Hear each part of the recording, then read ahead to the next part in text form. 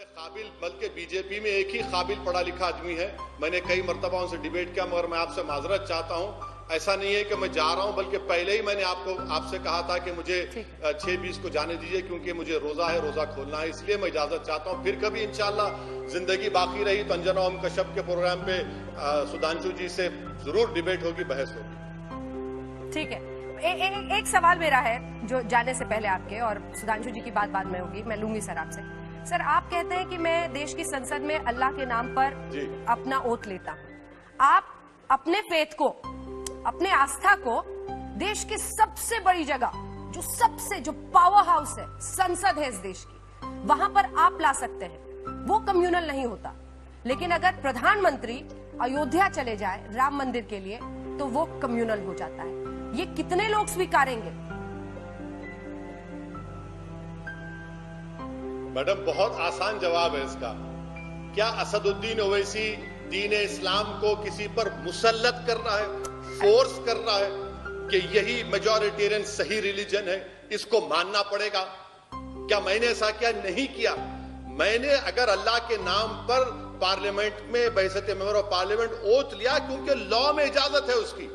प्रधानमंत्री ये कह रहे हैं कि मेरा बिलीफ सबसे बड़ा है, ये और मैं उन्होंने अभी तक एक बयान नहीं दिया है। करूंगा सर, उन्होंने एक बयान नहीं दिया अभी तक अयोध्या पर, एक बयान नहीं दिया।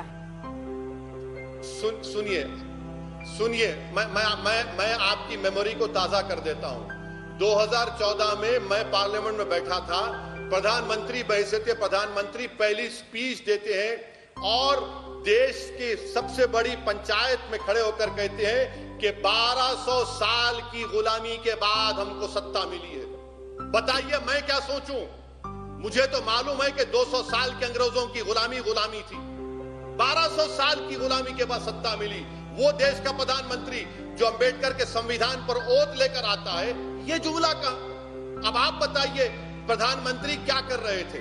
प्रधानमंत्री कोई मिठाई बांट रहे थे? प्रधानमंत्री सरेआम कह रहे थे कि अब यहां से हम अपनी हिंदुत्व की आइडियोलॉजी को सबसे बड़ा समझते हैं और इसको इंपोज करेंगे सब पर। ये एक मिसाल दे रहा हूं आपसे। मैडम, मुझे इजाजत दीजिए। एक सवाल नहीं सर, मैं इजाजत दे रही हूँ। एक सवाल आपके सवाल से आ गया है। आप मुगलों को आक्रांता नहीं मानते। आप नहीं मानते कि वो इन्वेडर्स थे। उन्होंने हिंदुस्तान में जो कुछ किया वो लूटपाट से लेकर हर चीज, ऐसा नहीं है। ये इतिहास है कि कई उनमें से ऐसे मुगल राजा थे जिन्होंने यहाँ के लोगों को स्वीकारा। लेकिन ऐसा भी इतिहास है कि उनमें से कई आक्रांता थे, उन्होंने मंदिरों को तोड़ा, उन्होंने लोगों के साथ बुरा व्यवहार किया। उस इतिहास पर आप आंख मूंद लेना चाहते हैं ओवैसी जी? मैडम, मैं आपको जो है ना, जो पहली कॉन्स्टिट्यूशन की किताब बनाई गई थी, इंशाअल्लाह ताला मैं जरूर एक तोहफे के तौर पर आपको दूंगा मैं। और उसमें आप देखिए कि उसमें हर एक का पीरियड लिखा हुआ है। जो संविधान बनाने वाले थे, जो हमारे और आपसे ज्यादा अक्लमंद थे, होशियार थे, वो लिखते हैं। और तकलीफ फिर किसकी होती है? यकीनन हर किंगडम में अच्छे और बुरे लोग थे और रहेंगे। मैं आपसे कह रहा हूं कि अगर आप बुद्धिस्ट की किताब पढ़ेंगे तो बुद्धिस्ट लिखते हैं, बड़े बड़े हिस्टोरियन के, उनके बौद्ध के मंदिरों को तोड़ा गया, उनकी इबादतगाहों कौन तोड़े? जैन की इमारतों को तोड़ा गया।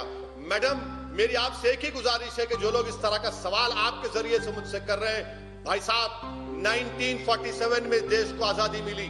इस देश की आजादी में सबने हिस्सा लिया और हमने अपने आप को एक संविधान दिया जिसको बाबा साहेब अम्बेडकर ने बनाया। और वो संविधान किसी मजहब को नहीं मानता, वो संविधान तमाम मजहब को सेलिब्रेट करता है। अगर तारीख में आप जाना चाहेंगे तो यकीनन सबने बुरा किया। अब तो ताजमहल को मंदिर कह रहे हैं। बताइए अंजना ओम कश्यप, आप क्या कहेंगे उसके बारे में? इसीलिए मैंने आपके प्रोग्राम में कहा था कि ये शुरुआत है। जैसा कि शायर ने कहा था कि लम्हों ने खता की, सदियों ने सजा पाई। चलिए ठीक है, जिस दिन लाइव प्रसारण होगा, खोट पान निकालने के लिए सही लाइव प्रसारण देखिएगा।